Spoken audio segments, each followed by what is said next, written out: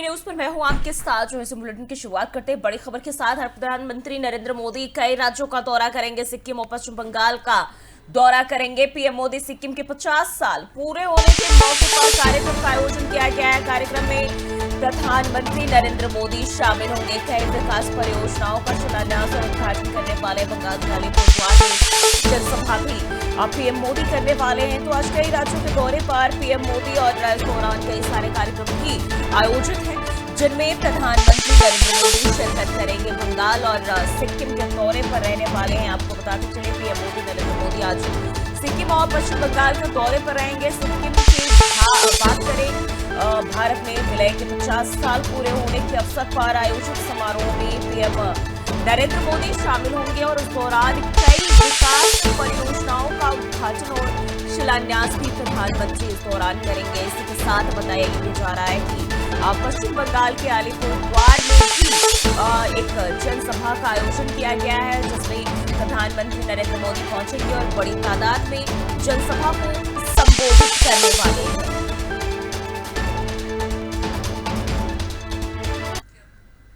और एक और बड़ी खबर आपको बताते चले, आज की मॉक ड्रिल रद्द। आज कहीं भी अभ्यास नहीं होगा और गुजरात, पंजाब, हरियाणा और जम्मू कश्मीर में मॉक ड्रिल रद्द कर दिए गए। सभी राज्यों में सुरक्षा कारणों से लिया गया निर्णय और जल्द की जाएगी नई तारीख की घोषणा। अफवाहों पर ध्यान न देने की लोगों से अपील की जा रही है। गुजरात, पंजाब, हरियाणा और जम्मू कश्मीर में मॉक ड्रिल रद्द किए गए हैं। सभी राज्यों में सुरक्षा कारणों का हवाला देते हुए ये निर्णय लिया गया है और जल्दी बताया जा रहा है नए तारीख की भी घोषणा की जाएगी। नई तारीख का ऐलान किया जाएगा जल्द ही। और अफवाहों पर लोगों से ध्यान न देने की अपील की जा रही है। प्रदेश भर में आज मॉक ड्रिल किए जाने थे। जो भी बॉर्डर से सटे इलाके हैं, तमाम जगहों पर मॉक ड्रिल का आयोजन किया जाना था और अब जानकारी मिल रही है कि इसे रद्द कर दिया गया। सुरक्षा कारणों के चलते गुजरात, पंजाब, हरियाणा और जम्मू कश्मीर समेत कई राज्यों में यह निर्णय हो लिया गया और अधिकारियों ने स्पष्ट किया है कि आज कहीं मॉक ड्रिल अभ्यास नहीं होगा और नई तारीख की घोषणा जल्दी की जाएगी। और इसके साथ लोगों से अफवाहों पर ध्यान न देने की अपील भी की गई है।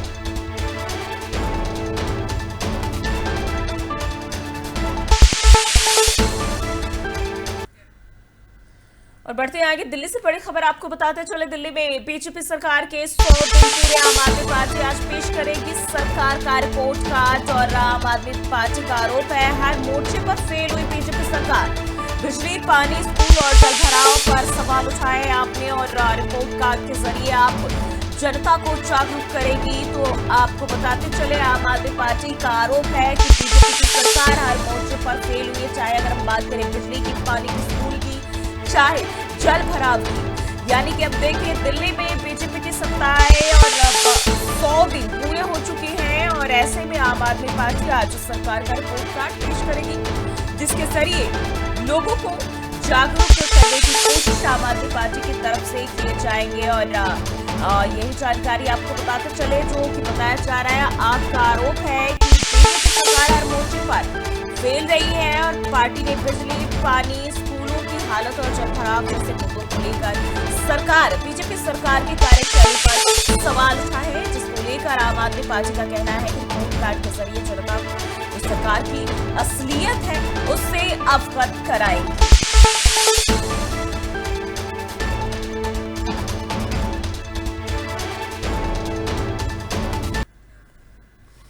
और वहीं व्यापार शिखर सम्मेलन 2025 का आयोजन रक्षा मंत्री राजनाथ सिंह करेंगे। बड़ा संबोधन। नई दिल्ली सीआईआई वार्षिक व्यापार शिखर सम्मेलन का उद्घाटन सत्र और भारतीय उद्योग परिसंघ के कई दिग्गज इसमें शामिल होंगे। राजनाथ सिंह देंगे रक्षा उत्पाद स्वदेशीकरण पर सरकार की नई दिशा और आत्मनिर्भर भारत अभियान। रक्षा क्षेत्र में निवेश को मिलेगा बड़ा बढ़ावा। दिल्ली में आज भारतीय उद्योग परिसंघ यानी कि सीआईआई के वार्षिक व्यापार शिखर सम्मेलन का आयोजन हो रहा है, आगाज हो रहा है। उद्घाटन सत्र जो है वो आज हो रहा है। बताया जा रहा है रक्षा मंत्री राजनाथ सिंह बड़ा संबोधन करने वाले हैं और सम्मेलन में देश के कई प्रमुख उद्योगपति हिस्सा ले रहे हैं। राजनाथ सिंह अपने भाषण में रक्षा उत्पादन, स्वदेशीकरण और आत्मनिर्भर भारत के अभियान को लेकर सरकार की जो रणनीति है उसे साझा करेंगे और उसके जरिए रक्षा क्षेत्र में निवेश को भी मजबूती मिलने की उम्मीद है। तो आत्मनिर्भर भारत विज्ञान और रक्षा क्षेत्र में निवेश को बड़ा बढ़ावा इसके जरिए मिलने की संभावना जताई जा रही है।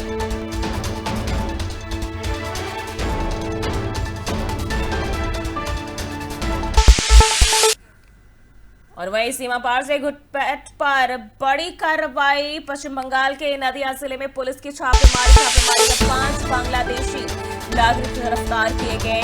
भारतीय दलाल भी पकड़ा गया है। घुसपैठ में कर रहा था मदद और गुप्त सूचना के आधार पर बड़ी कार्रवाई। 12 के बड़िया गांव में नसीमा मंजल के घर पर छापेमारी की गई। अवैध प्रवासी उसके घर में छुपे हुए थे और पुलिस ने मौके पर धरना मचाया और मामले की जांच पड़ताल पुलिस कर रही है। पूछताछ भी की जा रही है। सीमा सुरक्षा को लेकर अब चौकसी बढ़ा दी गई है। तो ये खबर आपको बताते चले, जब बताया जा रहा है इसमें एक भारतीय भी शामिल था जो पकड़ा गया है। घुसपैठ में अप्रवासी लोगों की मदद कर रहा था। आपको बता दें बड़ी कार्रवाई बांग्लादेशी नागरिकों के ऊपर और सीमा पार से घुसपैठ पर बड़ी कार्रवाई देखने को मिली। पश्चिम बंगाल के नदिया जिले में पुलिस की छापेमारी, जहां 5 बांग्लादेशी नागरिक गिरफ्तार किए गए। इसके साथ एक भारतीय भी इसमें मिला है, शामिल मिला है जो संलिप्त था।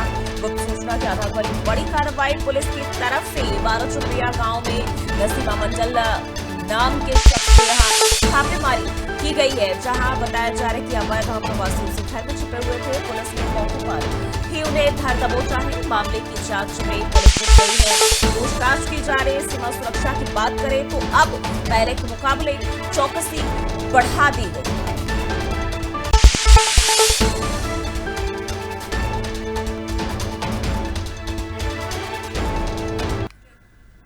और इसी बीच एक और बड़ी जानकारी आपको बताते चले। यूएस कनाडा सीमा पर भारतीय परिवार की मौत का मामला। अमेरिका में मानव तस्करी के दोषी को 10 साल की सजा।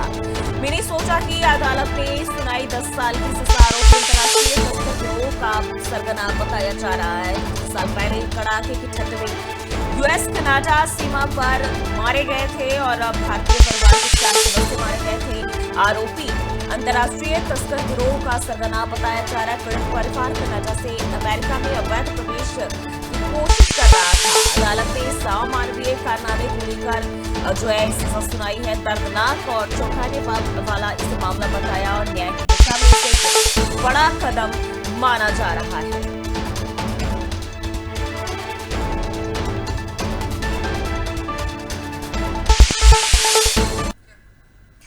बढ़ते आगे, दक्षिण ईरान में गुरुवार तड़के भूकंप के तेज झटके महसूस किए गए हैं और ईरान के दक्षिणी हिस्से में महसूस किए गए भूकंप के तेज झटके। रिक्टर स्केल पर भूकंप की तीव्रता 5.5 मापी गई है। भूकंप के कारण लोगों में दहशत का माहौल देखने को मिल रहा है। ईरान के दक्षिणी हिस्से में एक बार फिर भूकंप के चलते धरती कांप उठी और रिक्टर स्केल पर अगर हम बात करें भूकंप की तीव्रता 5.5 मापी गई है। दक्षिणी ईरान में गुरुवार तक के जो है भूकंप के तेज झटके महसूस किए गए हैं। यूरोपीय भूकंप विज्ञान केंद्र के मुताबिक भूकंप सुबह लगभग 12:30 बजे आया और इसकी तीव्रता रिक्टर स्केल पर 5.5 मापी गई है। झटकों के बाद लोगों में दहशत का माहौल देखने को मिला। दहशत में लोग जुड़े हुए नजर आए। हालांकि फिलहाल किसी भी बड़े नुकसान या जानहानि की कोई जानकारी अभी तक सामने नहीं आई है। राहत और बचाव कार्य दल भी पूरी तरह से अलाउड मोड पर और इसी के साथ जो अधिकारी हैं हालात पर लगातार नजर भी बनाए हुए हैं। और उसके साथ बात करें तो जो प्रभावित क्षेत्र है वहां भी एहतियात बरतने की अपील लोगों से की गई है।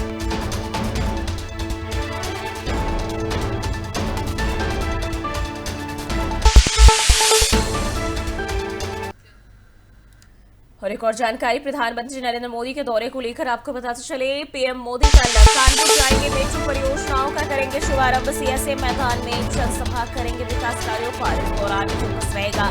कानपुर दौरे पर प्रधानमंत्री नरेंद्र मोदी कल रहने वाले हैं, जहां बताया जा रहा है सीएसए मैदान में जनसभा का आयोजन और पीएम मोदी इन्हें संबोधित करेंगे। मेट्रो परियोजनाओं का शुभारंभ, विकास कार्यों पर फोकस इस दौरान रहेगा। पीएम नरेंद्र मोदी कल कानपुर के दौरे पर रहने वाले हैं। आपको बताते चले चंद्रशेखर आजाद कृषि एवं प्रौद्योगिकी विश्वविद्यालय के मैदान में जनसभा को संबोधित करेंगे और इस दौरान पीएम मोदी कानपुर में मेट्रो परियोजनाओं का शुभारंभ भी करेंगे। दौरे के जरिए क्षेत्रीय विकास कार्यों को नई गति मिलने की संभावना जताई जा रही है। तो पीएम मोदी दौरे पर रहने वाले हैं कानपुर के, और इस दौरान कहा जा रहा है कि कई सारी विकास परियोजनाओं की बात करें तो इस दौरान बातचीत और ऐलान संभव है, जहां कानपुर में लोगों को संबोधित भी करेंगे जनसभा के जरिए पीएम मोदी।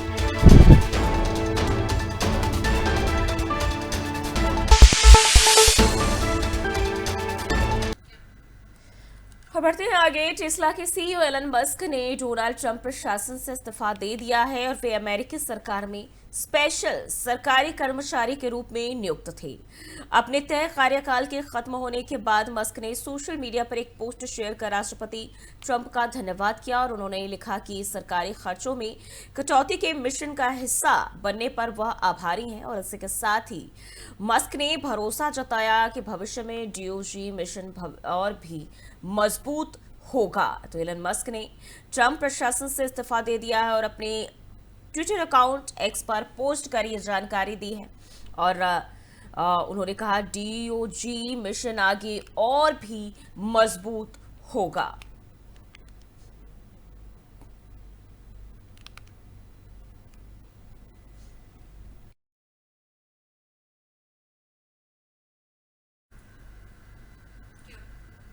बढ़ते आगे। पनामा सिटी में कांग्रेस सांसद शशि थरूर के नेतृत्व में ग्रुप के 5 सर्वदलीय प्रतिनिधिमंडल ने पनामा गणराज्य के राष्ट्रपति जोस राउल मोलिनो से मुलाकात की। यह बैठक राष्ट्रपति भवन में हुई, जहां दोनों देशों के आपसी संबंधों और सहयोग के विभिन्न पहलुओं पर चर्चा की गई है। तो आपको बता दें, शशि थरूर के साथ एक सर्वदलीय बैठक जो प्रतिनिधिमंडल है वो पहुंचे और यहां बैठक की, और इस दौरान आपको बताते चले आतंक के खिलाफ लगातार जो हमारी भारतीय सर्वदलीय प्रतिनिधिमंडल है अलग अलग देशों का दौरा कर रहे हैं, और उस दौरान आतंक के खिलाफ लड़ाई में तमाम देशों को एकजुट होने की बात कर रहे हैं और भारत का पक्ष रख रहे हैं। पहलगाम आतंकी हमले के बाद भारत लगातार पाकिस्तान के जो कायराना करतूत है दुनिया के सामने पेश कर रहा है, और इसी के तहत बात करें तो तमाम जो दल है वो अलग अलग देशों के दौरे पर और अपने भारत की तरफ से जो आतंक के खिलाफ मुहिम छेड़ी गई है इन तमाम चीजों को लेकर अपना पक्ष रख रहे हैं।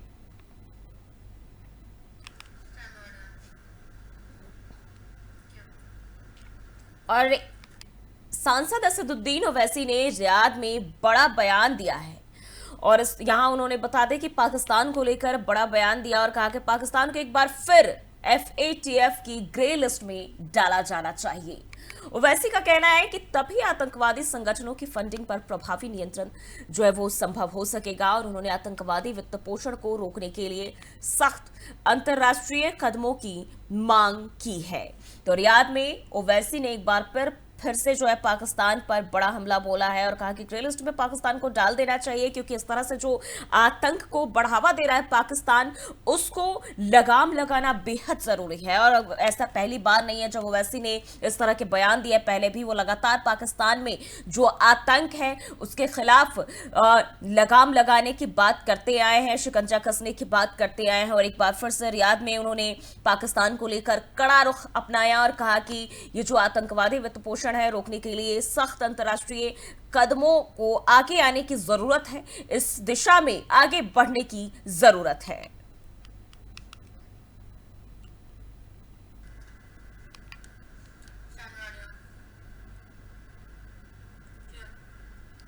और बढ़ते हैं आगे। एक और खबर आपको बताते चले, अमेरिका चीनी यात्रियों की वीजा रद्द करेगा। अमेरिकी विदेश मंत्री मार्को रूबियो ने बड़ा ऐलान कर दिया है, चीन के छात्रों के वीजाओं के रद्द। मार्को रूबियो ने कहा है अमेरिका करेगा चीनी छात्रों का वीजा रद्द, और राष्ट्रीय सुरक्षा के तहत ये बड़ा फैसला संवेदनशील पढ़ाई करने वाले छात्र निशाने पर, और चीन अमेरिका संबंधों में अब तनाव बढ़ने को जो है वो कहीं न कहीं कह सकते हैं संभावना जताई जा रही है, जहां दोनों देशों के बीच तनाव बढ़ सकती है, जो संबंध है उसमें और तनावपूर्ण जो है कड़ी जुड़ सकती है। यानी कि अमेरिका ने चीन के छात्रों को लेकर ये बड़ा कदम उठाया है। अमेरिकी विदेश मंत्री मार्को रूबियो ने घोषणा करती है इसको लेकर कि अब उन चीनी छात्रों के वीजा रद्द किए जाएंगे जो कम्युनिस्ट पार्टी से जुड़े हैं या संवेदनशील विषयों में पढ़ाई कर रहे हैं, और यह फैसला राष्ट्रीय सुरक्षा को ध्यान में रखते हुए लिया गया है। खासकर बात करें तो शोध क्षेत्रों में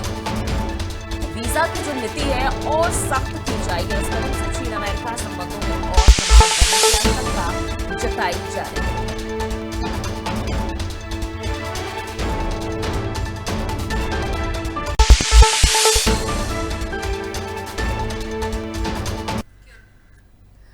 और मानवता आज सिर्फ एक शब्द बनकर रह गई, जबकि राजनीति हर क्षेत्र पर हावी होती जा रही है। और इसका सबसे गाजा की स्थिति बद से बदतर। गाजा में भूख और प्यास से हाहाकार। हिजबुल्लाह बंधकों को छोड़ने को तैयार नहीं। इजराइल बोले भोजन सप्लाई पर लेंगे फैसला।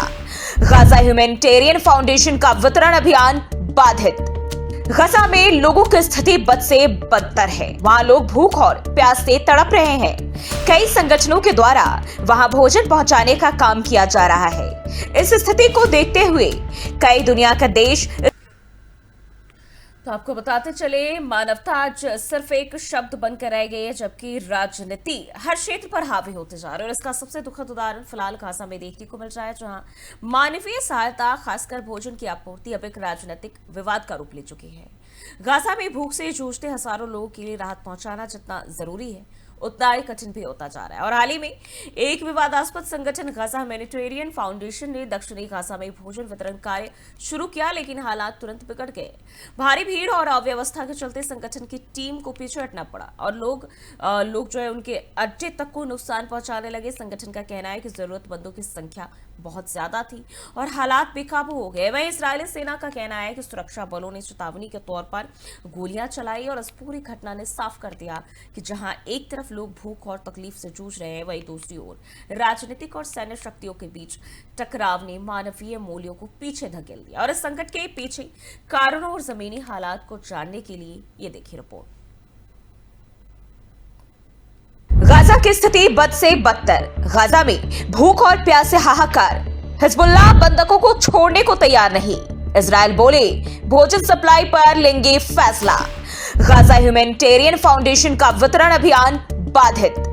गाजा में लोगों की स्थिति बद से बदतर है। वहां लोग भूख और प्यास से तड़प रहे हैं। कई संगठनों के द्वारा वहां भोजन पहुंचाने का काम किया जा रहा है। इस स्थिति को देखते हुए कई दुनिया के देश स्थिति को सामान्य करने की बातों पर जोर दे रहे हैं, लेकिन हमास जिसने इजराइल के नागरिकों को बंदी बनाए हैं उसे छोड़ने का नाम नहीं ले रहा। ऐसे में स्थितियां और विकट होती जा रही है। इजराइल का कहना है कि जो संगठन भोजन पहुंचाने का काम कर रहे हैं उसका फायदा लगातार हमास को मिल रहा है, जिसके कारण वह हमारे नागरिकों को नहीं छोड़ रहा है और इसलिए वहां जाने वाले भोजन सप्लाई को वह बंद कर देगा। और कितना और किस रूप में मानवीय सहायता पहुंचानी है इसका फैसला हम कर लेंगे। इसलिए एक संगठन जिसका नाम गाजा ह्यूमैनिटेरियन फाउंडेशन है, इसके द्वारा भोजन पहुंचाने का काम किया जा रहा है। लेकिन बीते दिनों हजारों फिलिस्तीनियों ने दक्षिणी गाजा में खुले गाजा ह्यूमैनिटेरियन फाउंडेशन नाम के इस संगठन के अड्डे को तहस नहस कर दिया, जबकि संगठन का कहना है भोजन लेने वालों की भारी संख्या के कारण उनकी टीम को पीछे हटना पड़ा। वहीं इजरायली सेना ने कहा कि संगठन की सुरक्षा करने वालों ने चेतावनी के तौर पर गोलियां चलाई। दरअसल इस संगठन को अमेरिका और इजराइल का समर्थन हासिल है और ये संयुक्त राष्ट्र को दरकिनार कर गाजा में मदद करने का इरादा रखता है, लेकिन संयुक्त राष्ट्र ने इसे अनैतिक और अव्यावहारिक बताते हुए खारिज कर दिया, क्योंकि इस संगठन पर हथियारबंद सुरक्षा गार्डों का इस्तेमाल करने का आरोप लगाया जा रहा है। इसके साथ ही ये भी आरोप लगाए जा रहे हैं, इससे पहले जीएचएफ ने कहा था कि भोजन से लदे उसके ट्रक गाजा में सुरक्षित ठिकानों पर पहुंच गए हैं और लोगों को खाना बांटना भी शुरू कर दिया है, लेकिन ये नहीं बताया कि अब तक कहां और कितनी मदद पहुंचाई गई। संगठन का विरोध आखिर क्यों? यूएन और संगठनों ने जीएचएफ से सहयोग से किया इनकार। जीएचएफ पर मदद को हथियार बनाने का लगाया आरोप। जीएचएफ ने कहा हमारा सिस्टम मानवता पर आधारित है। संयुक्त राष्ट्र और गाजा में मदद पहुंचाने वाले दूसरे संगठनों ने जीएचएफ के साथ सहयोग करने से इनकार कर दिया। यूएन और दूसरे संगठनों का कहना है जीएचएफ के साथ काम करने का तरीका मानवता के सिद्धांतों के खिलाफ है और ऐसा लगता है कि ये संगठन मदद को हथियार के तौर पर इस्तेमाल करना चाहता है। वहीं जीएचएफ ने बीते दिन पत्रकारों को भेजे गए एक बयान में कहा कि उसने गाजा में अपना ऑपरेशन शुरू कर दिया है, जिसका बाकायदा वीडियो भी जारी किया गया। वहीं जीएचएफ ने यूएन और दूसरे संगठनों की आलोचना को भी खारिज करते हुए कहा कि कुछ लोग मदद को आने देने की तुलना में इस व्यवस्था को तोड़ने पर ध्यान केंद्रित कर रहे हैं, लेकिन उसका सिस्टम पूरी तरह से मानवता के सिद्धांत पर काम करता है और आगे भी करता रहेगा। विवाद की जड़ में क्या है? जीएचएफ केंद्रों पर होती है सख्त सुरक्षा जांच। इजरायली सैनिक करते हैं वितरण केंद्रों की निगरानी। जीएचएफ मानवता के सिद्धांतों में फेल, यूएन का बयान। हमास ने जीएचएफ पर लगाया भुखमरी फैलाने का आरोप। दरअसल संयुक्त राष्ट्र और अन्य एजेंसियां इस संगठन की मदद बांटने के तरीके से बिल्कुल असहमत है। उनका कहना है गाजा ह्यूमैनिटेरियन फाउंडेशन से मदद लेने वाले की सुरक्षा की जांच होती है और इसके बाद ही उन्हें भोजन और साफ सफाई में काम आने वाले सामान के बॉक्स दिए जाते हैं। ये सामान जीएचएफ के डिस्ट्रीब्यूशन सेंटरों में मिलता है, जो ज्यादातर सेंटर दक्षिणी गाजा में है। इसके साथ ही उनका कहना है कि संगठन के भोजन बांटने के सेंटर प्राइवेट सुरक्षा गार्डों की हिफाजत में है और इनके चारों ओर इजरायली सैनिक गश्त लगा रहे होते हैं, इसलिए यह संगठन मानवता के बुनियादी ढांचों का पालन करने में नाकाम है। वहीं हमास का कहना है कि ये संगठन व्यवस्था की जगह अव्यवस्था पैदा करेगा। ये एक ऐसी नीति थोपेगा जो फिलिस्तीन में लोगों को भूखमरी का शिकार बनाएगी और युद्ध के समय भोजन को हथियार के तौर पर इस्तेमाल करेगी। जीएचएफ ने हमास के बयान की निंदा की, लेकिन गाजा ह्यूमैनिटेरियन फाउंडेशन ने हमास के इस बयान की निंदा की। संगठन का कहना है कि हमास जीएचएफ की मदद करने वालों को मौत की धमकी देकर उन्हें निशाना बना रहा है। जीएचएफ के सुरक्षित ठिकानों को टारगेट करने की कोशिश हो रही है। साथ ही हमास गाजा के लोगों को मदद के लिए वितरण केंद्रों पर आने से भी रोका जा रहा है। युद्ध का मूल कारण आखिर क्या? हमास हमले के बाद इजराइल ने मदद रोकी, बंधकों की रिहाई तक सैन्य अभियान रहेगा जारी। गाजा में संघर्ष विराम टूटा, हमला हुआ तेज। युद्ध की राजनीति में मासूम लोग बन रहे शिकार। गाजा में जारी मानवीय संकट के जड़ में इजराइल और हमास के बीच टकराव बढ़ता जा रहा है। यह पूरा संघर्ष उस समय तेज हुआ जब हमास ने इजराइल पर हमला किया, जिसके बाद इजराइल ने 2 मार्च को गाजा में आने वाले मानवीय मदद की पूरी तरह से नाकाबंदी कर दी। 2 हफ्ते बाद इजराइल ने हमास के साथ 2 महीने पुराने संघर्ष विराम को खत्म कर सैन्य कार्रवाई शुरू कर दी। इजरायली अधिकारियों का कहना है कि यह कदम गाजा में हमास के द्वारा अभी भी बंधक 58 नागरिकों की रिहाई के लिए उठाया गया है। इजरायल ने स्पष्ट किया कि जब तक उसके नागरिक सुरक्षित वापस नहीं लौटते, तब तक सैन्य अभियान जारी रहेगा। इस स्थिति में सबसे गंभीर सवाल ये है कि कब तक हमास इजरायल के अस्तित्व को नकारता रहेगा और कब तक। कहते हैं विकास के तेज दौर में अगर प्रकृति नाराज हो जाए तो मनुष्य के अस्तित्व पर संकट आ जाता है, और इस बात के लक्षण हमें आज भारत में साफ दिखाई दे रही है। कभी किसी क्षेत्र में बारिश ना होना और सूखे की स्थिति बन जाना, तो कहीं इतनी अधिक बारिश के जनजीवन प्रभावित हो जाए। ये सब प्रकृति की असंतुष्टि के संकेत है। और इस साल मानसून ने देश में पहले ही दस्तक दी है, जिसके कारण देश के कई हिस्सों में लगातार बारिश भी हो रही है और इससे लोगों की दिनचर्या पूरी तरह प्रभावित हो रही है। ये रिपोर्ट देखिए। भारत में इस साल मानसून की शुरुआत समय से पहले ही हो गई है। देश के कई राज्यों में तो पहले से ही बारिश हो रही है। दिल्ली एनसीआर में लगातार नौतपा बेअसर रहा है और इसके अलावा मौसम विभाग यानी आईएमडी ने देश के कई हिस्सों में आंधी, तूफान, तेज हवाओं और भारी बारिश का अलर्ट जारी किया है। वहीं केरल और महाराष्ट्र में तो मानसून ने पहले ही दस्तक दे दी है। आपको बता दें कि हर साल देश में मानसून 1 जून या उसके बाद से शुरू होता था, लेकिन इस बार पहले ही मानसून की शुरुआत हो चुकी है। समय से पहले मानसून आने का कारण। देश में समय से पहले मानसून के आने के पीछे कई मौसम और जलवायु कारक जिम्मेदार होती हैं। इनमें समुद्री सतह का तापमान एक महत्वपूर्ण भूमिका निभाता है, क्योंकि गर्म समुद्री पानी से वाष्प का उत्सर्जन बढ़ता है, जिससे मानसून सक्रिय होता है। मौसमी हवाओं का व्यवहार भी मानसून की दिशा और गति को प्रभावित करता है। मैडेन जूलियन ऑसिलेशन MJO जैसे कारक जो वायुमंडल में हवा के दबाव में उतार चढ़ाव को बताता है, मानसून की तीव्रता और समय को नियंत्रित करते हैं। इसके अलावा एल नीनो और ला नीना जैसे प्रभाव भी मानसून की गति पर प्रभाव डालते हैं। वायुमंडलीय दबाव में बदलाव जैसे उष्णकटिबंधीय क्षेत्र में उच्च या निम्न दबाव मानसून को तेज या धीमा कर सकते हैं। इसके साथ ही जलवायु परिवर्तन के कारण तापमान और हवाओं के पैटर्न में बदलाव हो रहे हैं, जो मानसून के असामान्य व्यवहार का कारण बन रहे हैं। ये सभी कारक मिलकर मानसून के समय से पहले या विलंब से आने में भूमिका निभाते हैं। इसलिए मौसम विभाग लगातार इन प्रणालियों पर नजर रखता है।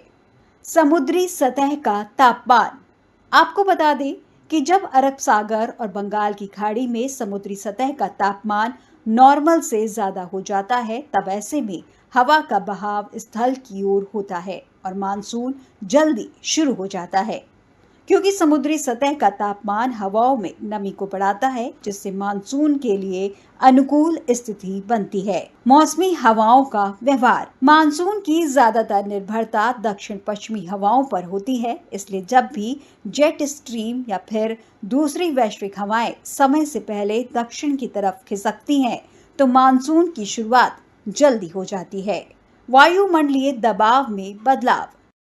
जब भारतीय उपमहाद्वीप पर हवाओं का दबाव कम हो जाता है, तो हवाओं का बहाव समुद्र से स्थल की तरफ होने लगता है। इससे मानसून की शुरुआत पहले ही हो जाती है। जलवायु परिवर्तन।